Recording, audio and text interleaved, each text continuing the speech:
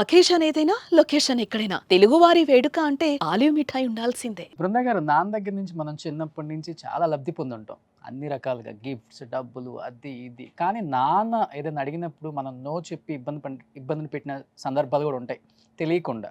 అలా ఏదైనా ఈవెన్ జరిగిందా? నాన్నగారిని నాన్న మనకేదైనా చెప్తే నో అని చెప్పేసిన సందర్భాలు. చాలా ఇండిపెండెన్స్ ఇచ్చారు నాన్నగారు మాకు. యాక్చువల్గా మా నాన్నగారు మమ్మల్ని చూసే, నేను ఎందుకు ఈ ఎగ్జాంపుల్ కోట్ చేస్తున్నానంటే, అంటారు కదా అబ్బాయిలాగా, అబ్బాయిలకి అమ్మాయిలకి ఐ డోంట్ థింక్ పేరెంట్గా తేడా చాలామంది చూస్తారు, కానీ మా పేరెంట్స్ అయితే ఎప్పుడు చూడలేదు. సో మేమేంటంటే ఏమైనా వెళ్ళండి, చెయ్యండి, ధైర్యంగా ముందుకెళ్ళండి అన్నారు, కానీ నో ఇది చేయకూడదని అయితే నాన్నగారు ఎప్పుడు చెప్పలేదండి. ఫ్రాంక్గా నాతో అయితే చెప్పలేదు. ఓకే సార్, అంటే 4-5 జనరేషన్స్ ముందే మీకు ఎందుకు అనిపించింది నా కూతురు ఇండిపెండెంట్గా బతకాలి, ఎవరు సపోర్ట్ ఉండకూడదు అని మీకు అప్పుడు ఎందుకు అనిపించింది? అట్లా రీజన్ ఏమైనా ఉందో దానికి పర్టికులర్గా? చాలామంది ఫాదర్స్కి తెలియాలి ఈ రీజన్. బాయ్ సెక్స్ ఓన్లీ తేడా, అది గాడ్స్ గివెన్ ఇది. మరి అట్లా అనుకుంటే మన కన్న తల్లి లేడీయే కదా సార్. బాయ్కి అది చెప్పం కదా రోషన్ గారు, నువ్వు ఇండిపెండెంట్గా ఉండాలి, నువ్వు ప్రయోజకుడు అవ్వాలి, నువ్వు బాగుపడాలి అని చెప్పం కదా. అది ఆర్గానిక్గా జరిగిపోతుందని ఒక జెండర్ ఒక్కటి తప్ప ఏం డిఫరెన్సు? ఇంటి పేరు కోసం అనుకుంటే అలా కొంతమంది అనుకుంటాం తప్ప, మనని చూసుకోవటానికి కానీ, మనకు ప్రేమ పంచటానికి కానీ దేనికి తేడా ఉంటామండి? ఆడపిల్లలు దేనికి తక్కువ ఉంటాము? రవి అస్తమించిన సామ్రాజ్యం బ్రిటిష్ సామ్రాజ్యం, అది ఎవరండి పాలించింది? ఇప్పటికి మిమ్మల్ని అడుగుతున్నాను, మీరు ఆడవాళ్ళు పై ఆయన డిసైడ్ చేసింది అది. అమ్మాయిలను ఒకలాగా చూడటం, అబ్బాయిలా ఒకలా చూడటం. వాళ్ళని మంచి కాలేజీలో జాయిన్ చేయటం, వీళ్ళని తక్కువ కాలేజీలో జాయిన్ చేయటం, వాళ్ళకి మంచి గిఫ్ట్లు తేవటం, వీళ్ళకి కొంచెం తక్కువ గిఫ్ట్లు తేవటం, అదేమనంటే వాడు అబ్బాయిరా అని అంటాం. పేరెంట్స్ ఇంకా ఇది యూజ్ చేస్తున్నారు, అవేర్నెస్ రావాలి. యాక్చువల్గా మా చాలా చిన్నప్పుడు ఫోటోలు చూస్తే ఒకే డ్రెస్ వేసుకుని ఉంటాం. ముగ్గురు ఒకే డ్రెస్, వాచ్ కొన్నా ఒకే వాచ్ కొనేవారు. ఏం కొన్నా మా ముగ్గురికి ఏది కొంచెం కూడా ముగ్గురులో తేడా ఉండకూడదు అని. సో నాన్న బాగా సంపాదించి బాగా చూసుకున్నారు, మీరు అంతకన్నా బాగా సంపాదిస్తున్నారు. నాన్నకి ఫస్ట్ ఏం గిఫ్ట్లు ఇచ్చారు మీరు? నాకు అన్ని గిఫ్ట్లేనండి, రోజు గిఫ్ట్లే. అవునా? మార్నింగ్ లేస్తే call, that is the gift. Super. మనకి రాత్రి అయితే ఆడకి పొద్దున తను కాఫీ పెట్టుకుంటానే ఫోన్ చేస్తుంది, స్పీకర్లో పెట్టి డాడీ నన్ను బ్లెస్ చేయండి అని చెప్పి, నేను ఆఫీస్ అని చెప్పి అది చెప్పేసి మామూలుగా వెళ్తుంది అనమాట. తను అంతే. ఇంకా అంతకన్నా ఏంటంటే కావాల్సింది. చెప్పే ఫాదర్ ఎవరు ఉంటారు సార్?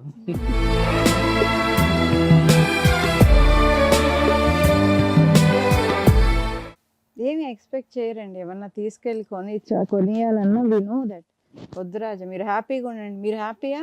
రూపా గారు అండ్ బృందా గారు, ఇది మటుకు టు బి ఫ్రాంక్గా చెప్పాలి, ఎందుకంటే నానంటే పిచ్చి ఇష్టం, నానే ప్రపంచం, నాన్నని మించిన హీరో ఎవరు లేరు నాకు అని బతుకుతున్నారు ఇప్పటికి కూడా. అలాంటిది ఈ హీరోని కాదని ఇంకొక హీరోని పెళ్లి చేసుకొని వెళ్ళేటప్పుడు ఏడ్చిన సందర్భం ఎప్పుడైనా ఉందా మీకు? అయ్యో, చాలా అంటే చాలా. తాళి కట్టే వరకు బాగానే ఉన్నానండి. అప్పగింతలనే ఒకటి చేస్తారు, పాలల్లో చేయి ముంచి అత్తగారు చేతిలో, మామగారి చేతిలో, ఆడబడుచు చేతిలో, అక్కడ మొదలుపెట్టిన దాన్ని ఏడవటం, మళ్ళీ తిరుపతి హైదరాబాద్ ట్రైన్ ఎక్కించే వరకు ఏడుస్తానే ఉన్నా. ఎంత ఏడ్చానంటే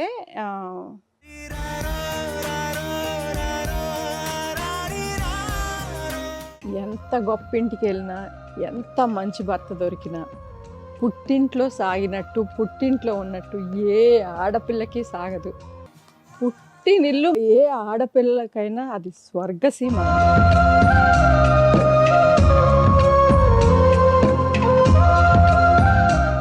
కానీ మా డాడీ ఎప్పుడు చెప్తారు, ఫస్ట్ నీ రెస్పాన్సిబిలిటీ అది నాన్న. ఆ తర్వాత ఎప్పుడూ నేను నా మెట్టినిల్లు, నా ఇల్లు బాధ్యతలు అన్నీ అయిన తర్వాత టైం ఉన్నప్పుడు అక్కడ నువ్వు అన్నీ చేసి, నీకు టైం ఉంటే అప్పుడు ఇక్కడ రా నాన్న, అక్కడ నీకు అన్ని what ever that is your first house అని డాడీ చెప్తారు. డాడీ ఊపిరిలో మురిసే కూచిపూడి. ఎంత ఎటువంటి ఇంట్లో అయినా ఫస్ట్ వాళ్ళకు ఉన్న దాంట్లో బిడ్డలకి తీసి పెట్టుకొని తల్లి తర్వాత భర్తకు పెట్టి తను తింటుంది. అది పుట్టింట్లోనే కదండి జరుగుతుంది. ఇక్కడ పుట్టింట్లో ఉన్నప్పుడు వీఆర్ కేర్ ఫ్రీ.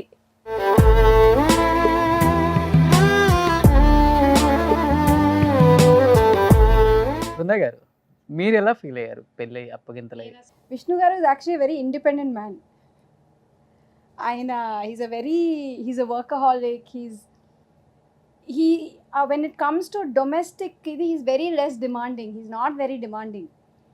ఆయనకి ఏంటంటే ఇంకొక గుడ్ సైడ్ ఏంటంటే విష్ణు గారును నాన్నగారు are like friends, like best friends. And అక్క మాకొచ్చి షీఈ్ నాట్ అ సిస్టర్ అండి. మమ్మీ డాడీ తర్వాత మాకు ఫాదర్ మదర్ అంటే మా అక్కే. ఒక ఇంట్లో అంటే మాట వరుసకి సన్కి ఒక రెస్పాన్సిబిలిటీ ఉంటుంది కదా, ఇంటికి పెద్ద కొడుకు, ఇంటికి పెద్ద చైల్డ్కి ఒక రెస్పాన్సిబిలిటీ. మా గుడ్ బ్యాడ్ మా జర్నీలో మేము ఎంతో చూసాము, కానీ మాకు ఫాదరు మదర్గా మమ్మీ డాడీ ఎలా ఉన్నారో మాకు బ్యాక్ బోన్గా మా ఇద్దరు సిస్టర్స్కి అంటే మేము ఇప్పటికీ మేము జోక్ చేస్తాం, తన కూతురు తను మా తర్వాతే అన్నట్టు. We are her first borns, both are sisters. So she fulfilled her responsibility like a son in the family అండి. సో తను ఆ అచీవ్మెంట్ చేసిన మూమెంటు మా డాడీకి ఒక రికగ్నిషన్, అది he's able to enjoy that. అంటే I was very happy for him.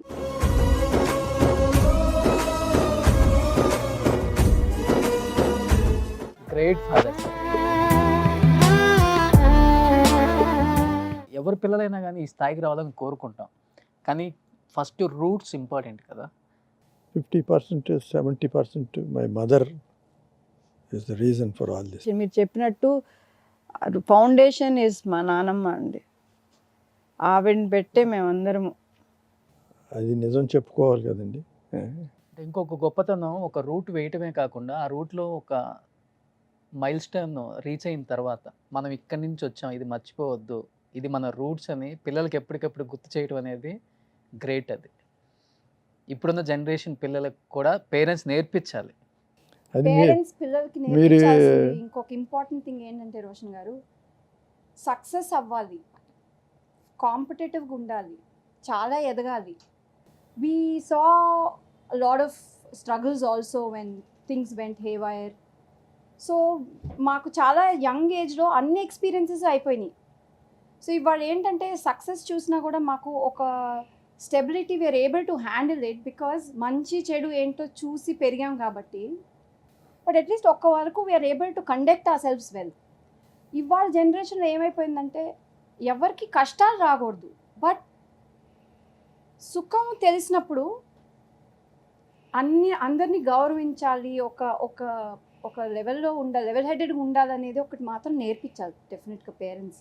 మనం పిల్లల్ని పెంచేటప్పుడు కూడా అన్నిటికీ రెడీ చేసి పెంచాలి. అంటే రెడీగా, ఇంగ్లీష్లో ఒక సామెత ఉంటుంది, prepare the children for the road, not the road for the children.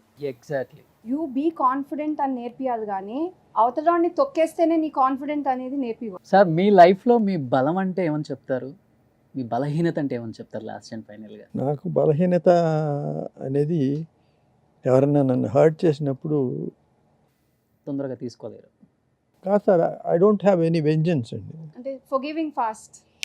బలం ఏంటి? బలం ఇదిగో ఉన్నారు కదా.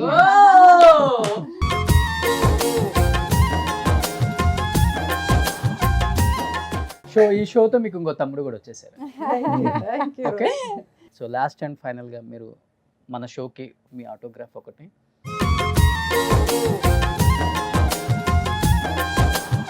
చిన్న కేక్ కటింగ్, నాన్నకు ప్రేమతో.